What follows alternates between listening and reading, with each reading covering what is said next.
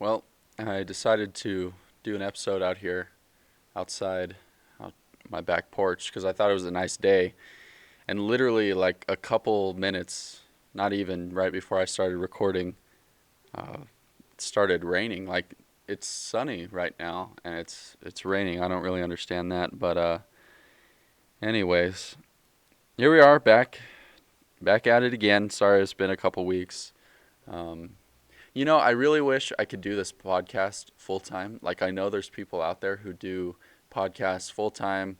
Uh, they generate enough revenue to live off of it, but I unfortunately am not even close. I mean, just not even close. Um, so, that being said, I do still have a life to live, including school and work. It's been quite busy, especially with all that's going on. So I haven't been able to do a podcast, but I think now is a really pressing time considering the topic at hand. But first of all, just hope that everything's going okay for you. Just every single person's just dealing with change that they've never had to experience before. Um, we're all going through it. Some are affected a little bit more differently than others, and some are greatly impacted, some are not. And to those of us who are not, let's be thankful and let's consider giving to those who are more heavily impacted. But what's interesting about the topic at hand for today is I've had this idea for a long time. I knew right when I started the whole podcast, I knew that this was going to be one of the topics I wanted to talk about. Um, and I didn't think that by the time I'd get to it, that the time that we'd be going through would be so fitting for the topic, because I think actually what I'm going to be discussing might change your mindset about what's been going on in the world, specifically in the United States. And it's funny how things line up that way, I suppose. But anyways, I'll give you a little bit of backstory where this whole idea is coming from, and we'll get right into it. So I'm sitting at a Taco Bell in Berkeley, just about a block away from the south side of the Berkeley campus, and I'm with my libertarian club, and I mean, you talk about some serious philosophizing, political theorizing going on. You find us at a Taco Bell on a late Thursday night.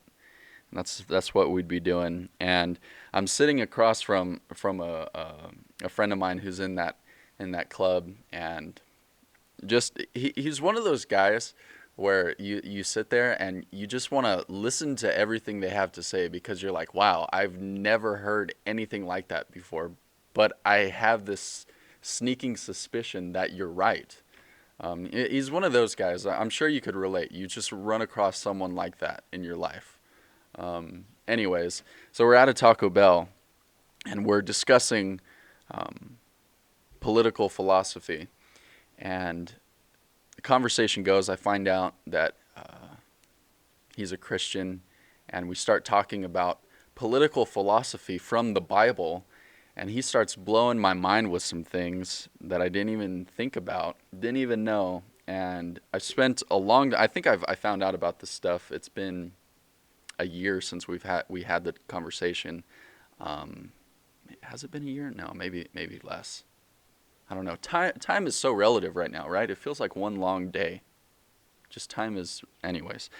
Um, but I had a lot of time to think about this and kind of get the ideas ironed out, see where I land with it, make my own opinions, interpret it how I see it, and I'm going to propose to you sort of a different way to look at government than what you might expect. And we're just going to be seeing what the Bible has to say about government, and then we will go into that viewpoint that I'm going to lay out for us and how that applies to what's actually going on today.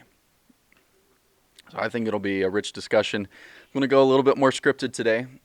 I think for how dense the material is, I think you'd prefer that I don't ramble on the whole time, as I have been for the past 5 minutes.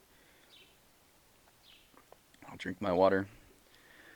I'm ready to begin. And hopefully it doesn't rain. Okay. So, political philosophy, civil liberties, theology, supernaturalism. These words, they don't seem to have much to do with one another, but I think theology and even supernaturalism can help us think about the role of government and more specifically our relationship with it as Christians. Especially in these times, I think it is appropriate that we iron out our thoughts on the subject of government. Now, I know exactly what passage you're thinking of in regards to what the Bible has to say about government. I know exactly which one you're thinking about. We'll get to that later, okay? We will. Let's go to something that might not be as apparent. Let's go to Matthew 4, specifically verses 8 through 10. You'll know, or if you remember, this is when Jesus is in the wilderness before he begins his ministry, and this is when Satan is tempting him. Specifically, verses 8 through 10 says, "Again, the devil took him to a very high mountain and showed him all the kingdoms of the world and their glory. And he said to him, 'All these I will give you, if you will fall down and worship me.' Then Jesus said to him, 'Begone, Satan, for it is written, you shall worship the Lord your God, and him only shall you serve.'" Here we see Satan offering Jesus the kingdoms of the world. Now hold on a second.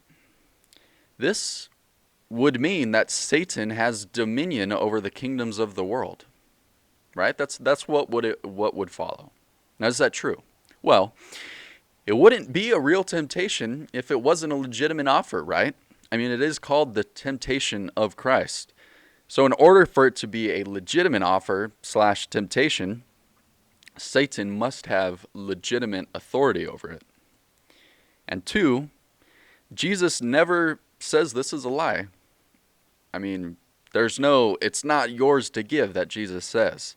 I mean, I know you can't get too carried away with what's not in the text, but I think it stands to reason just fine. I think that these 2 points also refute the argument, well, maybe Satan was lying, right? He is called the Lord of Lies, but I think those 2 points refute that. So, are there, like this seems like a shocking claim, like a big claim, but let's see if there's any evidence to back this up, that Satan might actually have dominion over the government. So are there other examples in the Bible that might back this up? Let's see. Well, we see in 1 Samuel chapter 8, when Israel demanded a king, God straight up told them this. He said, "These will be the ways of the king who will reign over you. He will take your sons and appoint them to his chariots and to be his horsemen and to run before his chariots. And he will appoint for himself commanders of thousands and commanders of 50s, and some to plow his ground and to reap his harvest, and to make his implements of war and the equipment of his chariots. He will take your daughters to be perfumers and cooks and bakers. He will take the best of your fields and vineyards and olive orchards and give them to his servants. He will take the 10th of your grain and of your vineyards and give it to his officers and to his servants. He will take your male servants and female servants and the best of your young men and your donkeys and put them to his work. He will take the 10th of your flocks, and you shall be his slaves. And in that day you will cry out because of your king, whom you have chosen for yourselves, but the Lord will not answer you in that day." Now, notice the repetition of the word take. Just sentence after sentence, the word take is repeated. I think that's important, and I take this to mean that government just naturally grows, and it just, by way of how it works, it just will naturally impede on its citizens. And I mean, this is God talking right here. I mean, I can deduce from this that God doesn't exactly think of this as the best way, right? I mean, in all fairness, he did It was supposed to be God as their ruler. And as we see in the book of Judges, and even before that, Israel starts really getting out of line of that. So they demand a king. So God would prefer him to rule over them. Um, and to support that, he says this is how bad a king's going to get. And also, I think the track record of the kings of Israel, especially in the books of First and Second Kings, I think it backs it up that the government is not exactly a benevolent entity. Also, the first formal civilization recorded in the Bible we find in Genesis chapter 11, the Tower of Babel. You may have heard. And how it rebelled against God. I find it interesting that it's the first formal civilization, first what you might call somewhat formal form, go figure, of government, and this society rebels against God. I think that's interesting, and based off of 1 Samuel 8 and Genesis 11, I think we have good reason to believe that a consequence of the fall was that God no longer ruled over man. Now, ruled is a bit of a brutish way of putting it, but for the sake of this argument, it will have to suffice. But I also think it's interesting to look at Psalm 2. I think it has an interesting point to make. By the way, that is a very interesting psalm. I like prophesying about the Son of God.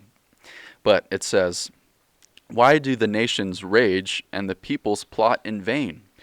The kings of the earth set themselves, and the rulers take counsel together against the Lord and against his anointed, saying, 'Let us burst their bonds apart and cast away their cords from us.'" These verses are describing rulers taking the power for themselves and for their own glory. And this act, it's a conspiracy against God, whether they realize it or not. It is. Now, government portrayed as somewhat of a malignant, for lack of a better term, malignant entity is not hard to wrap your head around. Every government is established by man, and every man is sinful. But I think there's actually more going on than just that. I'm sure you have heard the quote from Lord Acton, who said, "Power tends to corrupt, and absolute power corrupts absolutely." I think this is exactly where we see the connection of Satan having dominion over the kingdoms of the world. Power has a corrupting agent in it, and I don't think any man can escape its temptation. The best example of this is the Lucifer effect. If you've seen the movie The Stanford Prison Experiment, then you know what I'm talking about. In this experiment, the Stanford psychologist, Philip Lombardo, sought to study the effects of the prison system, but the experiment produced results that would reveal a profound and disturbing truth about man. Taking ordinary college students, Lombardo put some in the role of prison guards and some in the role of prisoners. The experiment was meant to last for 2 weeks. It was terminated at 6 days. The brutality of the guards and the suffering of the prisoners was too extreme. They had to cut it early. A haunting quote at the end of the movie was one of the guys who played a guard, who was absolutely astonished at how he acted, said, "You think you know how you would act. You think you would be good, but you don't know." I'm paraphrasing a little bit, but that's basically what he said. Highly recommend you check out that movie. It's haunting, and I think it does a really good job of showing that corrupting agent in power. One reason why I drew that conclusion is because it wasn't even the objective of the experiment. They sought to study one thing, and instead they received a truth that was even more prevalent that they could not turn away from, right? It'd be one thing if they made the experiment to try to prove what they already thought, but it had nothing to do with what they thought in the beginning. Sorry about that voice crack. Maybe I'm sorry for myself and my dignity. So, the amount of power that a government can offer a man is immense. However, government is absolutely necessary, and I think that is clear. Before there were kings in Israel, the book of Judges says in chapter 21, in those days there was no king in Israel. Everyone did what was right in his own eyes. This theme is quite common in Judges, that anarchy was harsh on Israel. In fact, this is what got Israel to beg for a king in the first place, right? What I mentioned earlier. The brute force of government can, and most often does, protect against anarchy. Now, I must mention the passage in Scripture that you probably thought of at the onset. Paul's letter to the Romans. It contains perhaps one of the most clear views of the government, and I mean clear. I'll read it out for you, okay? Chapter 13, verse 1 to 7. Let every person be subject to the governing authorities, for there is no authority except from God, and those that exist have been instituted by God. Therefore, whoever resists the authorities resists what God has appointed, and those who resist will incur judgment. For rulers are not a terror to good conduct, but to bad. Would you have no fear of the one who is in authority? Then do what is good, and you will receive his approval. For he is God's servant for your good. But if you do wrong, be afraid, for he does not bear the sword in vain. For he is a servant of God, an avenger who carries out God's wrath on the wrongdoer. Therefore one must be in subjection, not only to avoid God's wrath, but also for the sake of conscience. For because of this, you also pay taxes, for the authorities are ministers of God, attending to this very thing.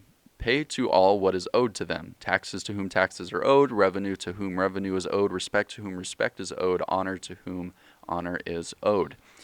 Now, I don't have a lot of time to really do a deep dive in this passage, but it seems that government is absolutely necessary in this fallen world. I mean, it's clear. And not only that, but governments are appointed by God. And further, we have to submit to them. We are called to submit to them. Right? It says the wrath of God will be on us if we do not submit to the government. And I said it once, I'll say it again. It's quite clear, but even though it's clear as to what it's saying, is it really that simple? Especially in light of what I've just been saying earlier. Submit to all authorities? How about the early Christians who refused to submit to Rome and were martyred? How about them? What about Hitler, Stalin? Submit to those authorities? Think of Dietrich Bonhoeffer. I hope I'm pronouncing that right. Apologies if I'm not. But he refused to submit to the Nazis. How about the Christians who began the abolition movement in America? What about this one? What about early Protestants who were burned at the stake by their governing authorities, the Church of Rome, instituted by God? What about them? These are very hard questions to confront, and it's a very dense topic, but I think it's very important to think about them. I once heard Al Mohler, a fantastic theologian and the president of the Southern Baptist Theological Seminary. Check him out if you have time. Totally worth it. It's great speaker, great preacher.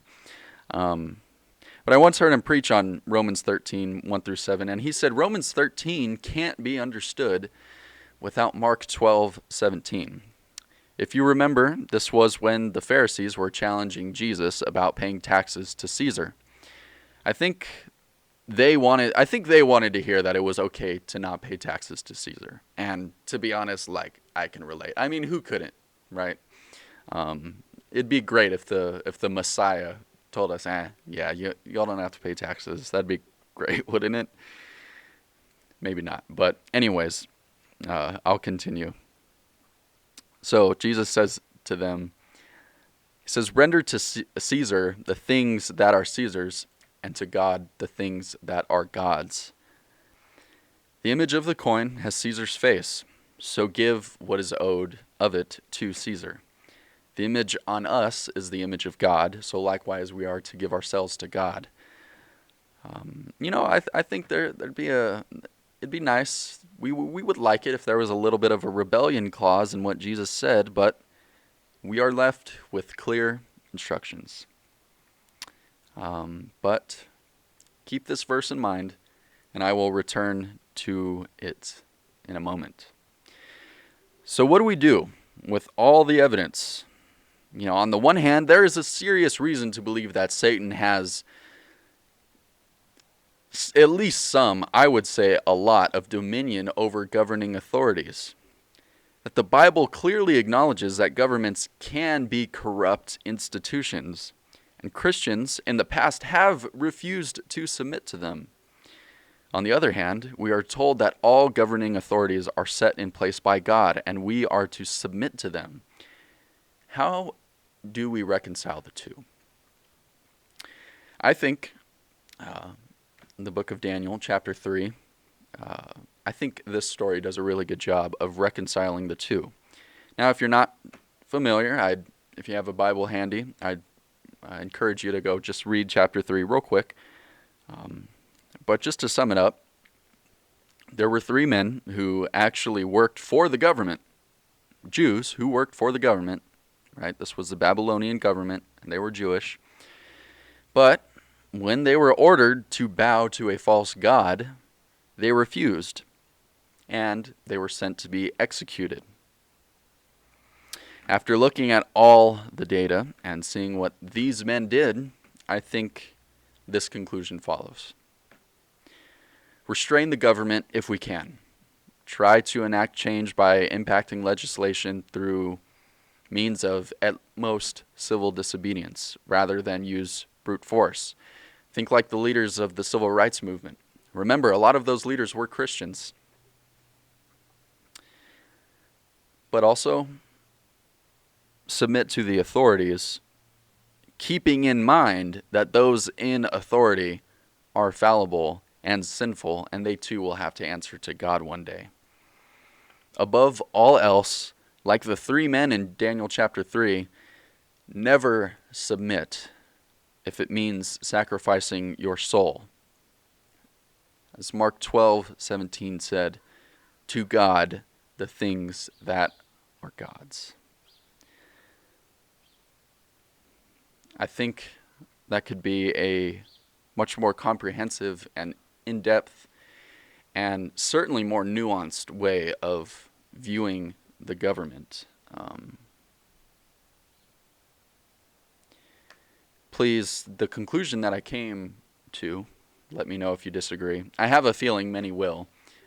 It's not exactly popular in the evangelical community to go against the absolute submit to the authorities idea that you hear, at least what I have heard. So let me know where you disagree, if you do. Let me know where I made some missteps, maybe some wrong interpretations. Let me know. But as I continue with the issues that press us today, why do I bring this up? Well, during this global crisis, the government essentially expanded its power, virtually overnight. In some areas, that expansion of power, has been necessary. I'll cede you that. And I agree with that. But in other areas, the government has become authoritative and, dare I say, tyrannical. Call it like I see it. Here are just some examples of the government, what I would say, throwing the Bill of Rights out of the window. Kentucky said that they would take down license plate numbers of those who went to church on Easter and fine them and put them under house arrest for 14 days. Now, the language actually says quarantine, but, with the brute force of the government backing it up, I think it's more accurate to say house arrest. Some pastors have been arrested for church gatherings, one in Florida, one in Louisiana. A pastor in Mississippi had his Easter service stopped. He was holding a drive-in service. The police came to disband it, and a cop literally said, "Your rights are suspended." Also, the New Jersey governor, who has ordered raids on people coming from New York City, that's just one of the things that he's done. He was on Fox News, and he said, He said, "I wasn't really thinking about the Constitution." He was enacting these laws. Encourage you to check out all of this stuff. It's quite shocking. Now, most of what I've mentioned has had to do with religious liberties, specifically under the First Amendment.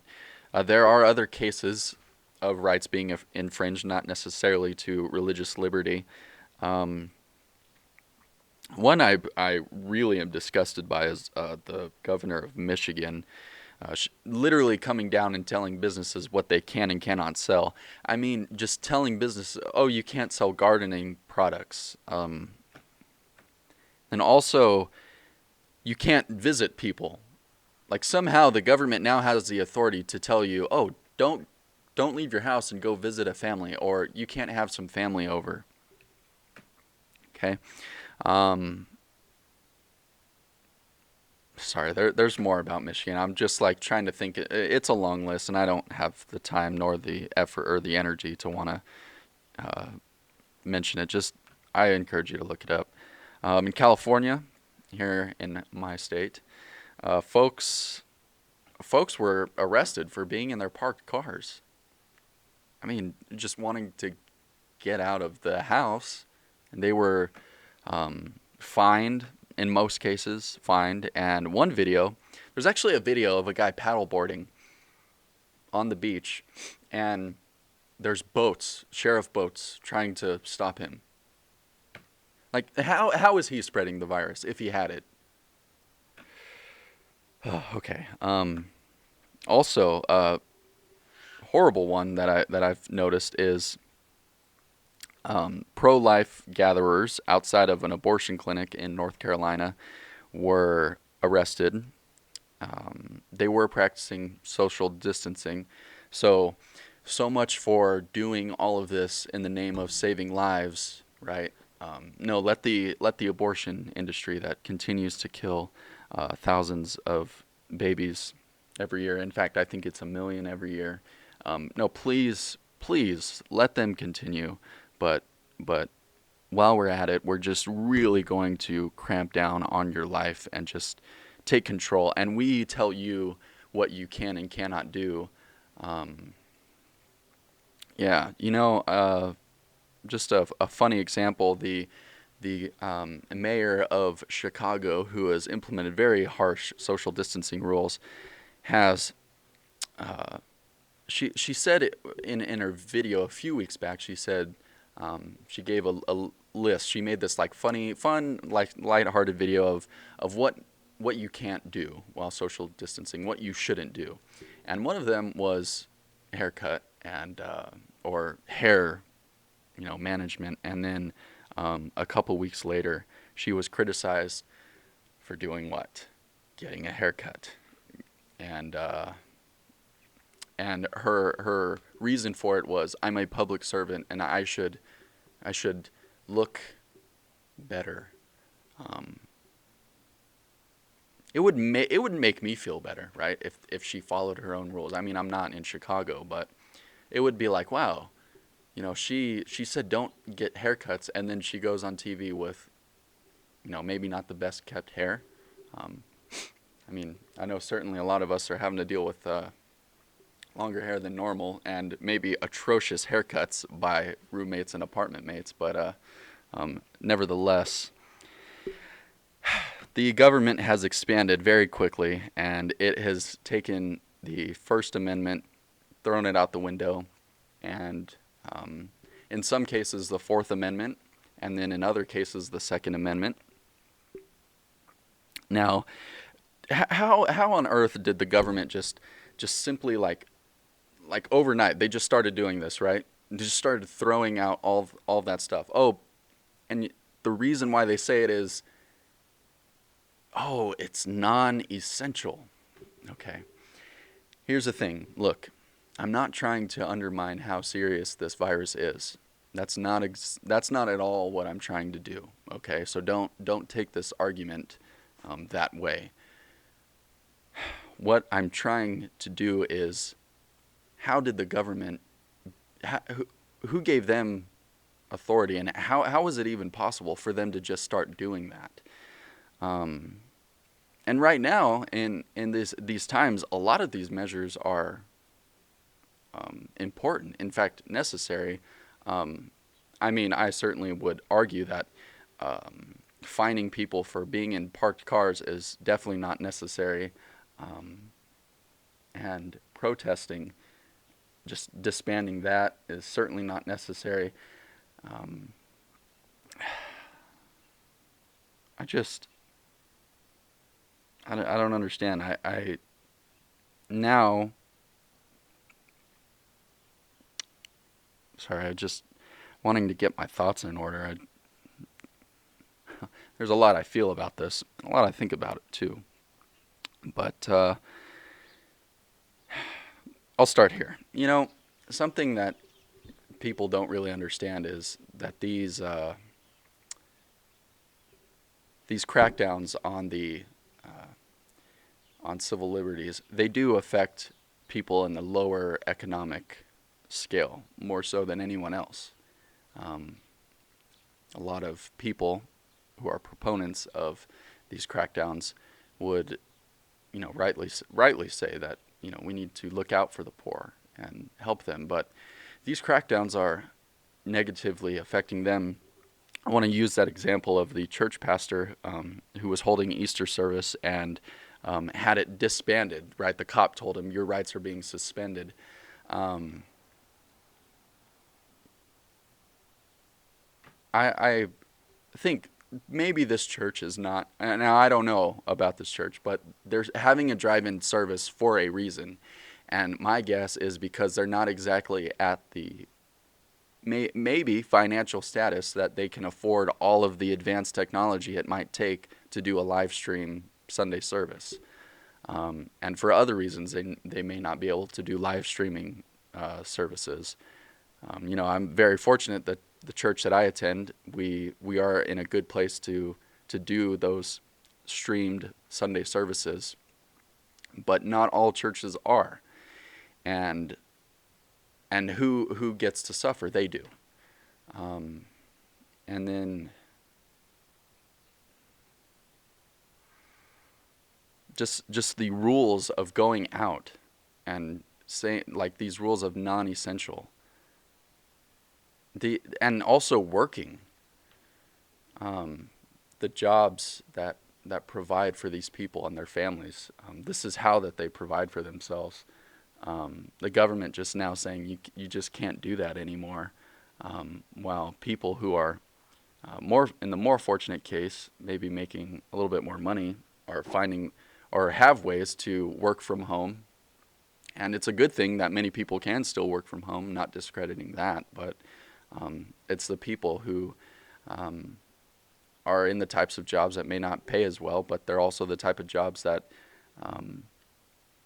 the government has started to deem non-essential. And it's a hard question, because at what point do you implement these crackdowns for saving people due to this virus, but then where's the other point where these crackdowns get so serious that there's so many people in destitution and poverty? I mean, I don't know if you've seen the unemployment numbers, but it's breaking records, and it's not even close, not even close to the last time, and we can't sustain this absolute power and authority that the government has done essential and non-essential. I don't think we can sustain it.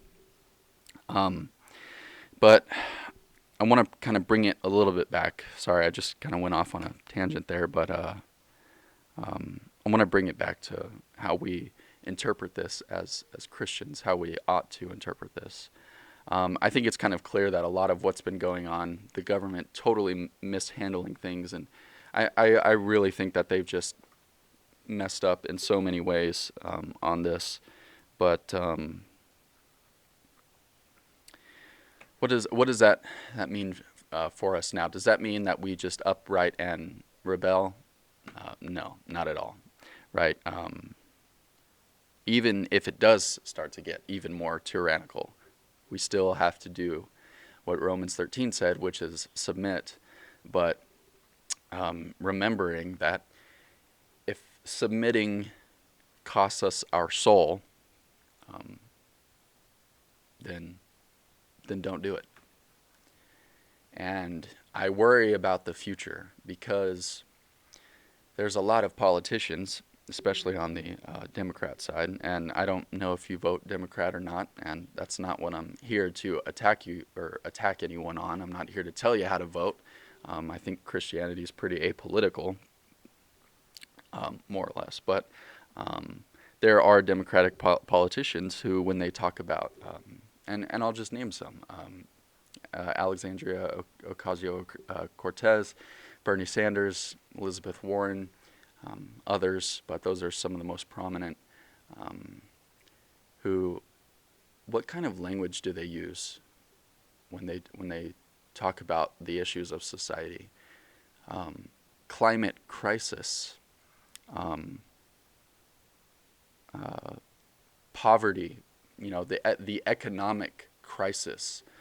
Now they have precedent to over impede on its citizens because um, the government has done it now. And what's to stop them from saying, "Hey, we've got a global crisis coming in the way of climate change," and they enact all of these same policies? They say, "Well, church is not really essential. You don't have to go to church. Um, you can just live stream it." And what are you going to do in that situation? I hope you think about that. You know, the issue is a lot of people will say that this is a point I really want to drive home. A lot of people will say, "Oh, this is necessary that the government does this." And I asked, why do you think it should be taken to this extreme, though? Um, that's kind of a different discussion, but think about this. A lot of churches, they switched online or to changed style of services before it was even before social distancing or anything was law. They did that out of their own choice. Now some didn't, okay? And we recognize that. In fact, we would say that that doesn't make Christians look good, right? That kind of damages the view of, or it damages the message of the gospel, where it's clearly smarter to take these social distancing practices, and churches are still not doing it. But I think of my own church back up in Berkeley. I mean, they're on the larger side of churches than in normal churches of America, and man, the way that they handled things when the coronavirus was starting to become an issue, I thought was fantastic. And they took it very seriously, and many churches did. I mean, to the point where we were getting updates every day, changes every day, trying to figure out how to make sure that we are not going to be a source of spreading it. And I think this just goes back to the government saying that they don't trust you, they know what's better for you, and they're going to do what they think is best for you. But all the while, I think we show that we're responsible of doing that. So I asked that question. This precedent that this has set, I'm not so concerned about the present moment, because I will tell you, a lot of the measures, some tyrannical, a lot of them are necessary. But what happens because of this precedent where the government has just thrown the Bill of Rights out the window for this crisis? we've never done this before. We've never just thrown our rights out of the window just for a crisis. We've never crashed our economy for a crisis. Um, what happens in the future when, because of this precedent, they can do it again, but for uh, much more absurd reasons? Sorry, not saying that this is absurd, but you know, I heard a political commentator, Matt Walsh. I listen to him a lot. If you listen to him, you can tell. But I heard him say that the government doing all of these things, overstepping boundaries, is like giving the key to a prisoner for his jail cell, right? And the bars are like the Constitution. But giving the key to the prisoner, it renders the bars useless, because when you want, or the only time that the bars are effective is when the prisoner chooses to stay in there. And prisoner can come out and do whatever he or she so pleases. So I hope that no matter what happens in the future, whether by a miracle that society comes back to normal, or if we have a long road ahead of issues, civil civil issues, I hope that you will take this time to consider where you stand, because we've had it easy. Americans, right?